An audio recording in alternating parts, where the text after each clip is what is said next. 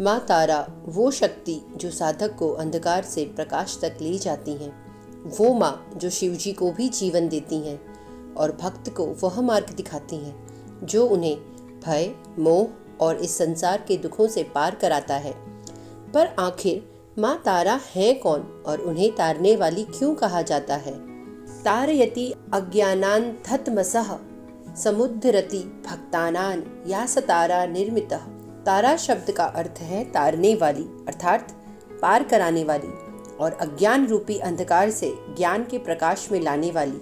अब प्रश्न यह उठता है, माँ तारा 10 विद्याओं में द्वितीय स्थान में ही क्यों विराजमान है?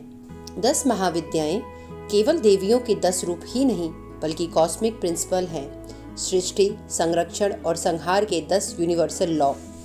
पहली महाविद्या माँ काली जो विकल्प हटाती हैं, अहंकार भंग करती हैं। वहीं माँ तारा को दूसरा स्थान मिला है क्योंकि वो मार्ग दिखाती हैं और ज्ञान प्रदान करती हैं। यही वह कॉस्मिक ट्रांजिशन है जहाँ मृत्यु का भय मोक्ष में बदलता है, दुख ज्ञान में बदलता है और साधक भीतर से रूपांतरित होता है। बृहन्नील तंत्र आदि ग्रंथों में कहा गया है कि माँ तारा संपूर्ण विश्व में व्याप्त जल से निकले एक श्वेत कमल पर विराजमान, कैंची, खड़क, कपाल और नील कमलों को हाथों में लिए हुए, कुंडल, हार, कंगन आदि से आभूषित, सर्पों से घिरी हुई एक पीली जटा वाली, सिर पर अक्षोभ्य को धारण करने वाली हैं। शिव शक्ति संगम तंत्र के अनुसार महादेव ही अक्षोभ्य हैं। तारा तंत्र में कहा गया है, समुद्र मथने देवी कालकूट मुपस्थितम, अर्थात समुद्र मंथन के समय जब कालकूट विष निकला तो बिना किसी शोभ के उस हलाहल को शिवजी ने पी लिया। उससे उनकी चेतना लुप्त होने लगी। तब माँ तारा ने शिवजी को अपना स्तनपान करवाया जिससे उनकी चेतना वापस आई। अक्षोभ्य शिव को मस्तक पर धारण करने वाली माँ तारा को तारिणी कहा गया है। उनके मस्तक पर स्थित पिंगल वर्ण उग्र जटा का रहस्य भी अद्भुत है। यह फैली हुई पीली जटाएं सूर्य किरणों की प्रतिरूपा हैं। यही एक जटा है। वहीं उग्र तारा शव के हृदय पर चरण रखकर उस शव को शिव बना देने वाली नील सरस्वती हो गई। इस तरह तीनों रूपों वाली तारा, एक जटा और नील सरस्वती एक ही तारा के त्रिशक्ति रूप हैं।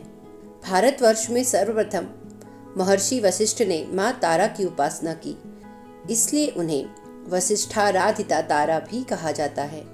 महर्षि वशिष्ठ ने पहले वैदिक रीति से आराधना की जो सफल न हो सकी। उन्हें अदृश्य शक्ति से संकेत मिला कि वे तांत्रिक पद्धति से, जिसे चिनाचार कहा जाता है, उपासना करें। ऐसा करने से ही महर्षि वशिष्ठ को सिद्धि मिली। बिहार के सिरसा जिले के प्रसिद्ध महर्षि ग्राम में उग्र तारा का सिद्ध पीठ विद्यमान है। वहां तारा, एक जटा तथा नील सरस्वती की तीनों मूर्तियां एक साथ हैं। कहा जाता है कि महर्षि वशिष्ठ ने भी यही माँ तारा की उपासना से सिद्धि प्राप्त की थी। इसी प्रकार पश्चिम बंगाल के रामपुर में तारापीठ नामक एक शक्तिपीठ है। महर्षि वशिष्ठ के यही चीनाचार पद्धति से उपासना का संकेत मिला था। यहाँ तांत्रिक साधना का महत्व अत्यधिक माना जाता है। साधक इस पीठ पर विधि पूर्वक साधना कर अपनी शक्तियों और सिद्धियों की प्राप्ति करते हैं। माँ तारा केवल शक्ति और सुरक्षा नहीं है, वह करुणा, ज्ञान, मुक्ति और साधना का प्रतीक है। माँ तारा समय और मृत्यु से भी परे हैं, साधक को प्रकाश और उद्धार प्रदान करती हैं। यह था माँ तारा का रहस्य।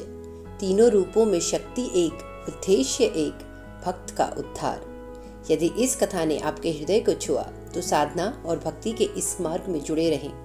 ताराष्टकमिदं पुण्यम भक्तिमान यह पठेन रह लभते कवितां विद्याम सर्वशास्त्रविद भवेत्। जय माँ तारा, जय श्री हरि।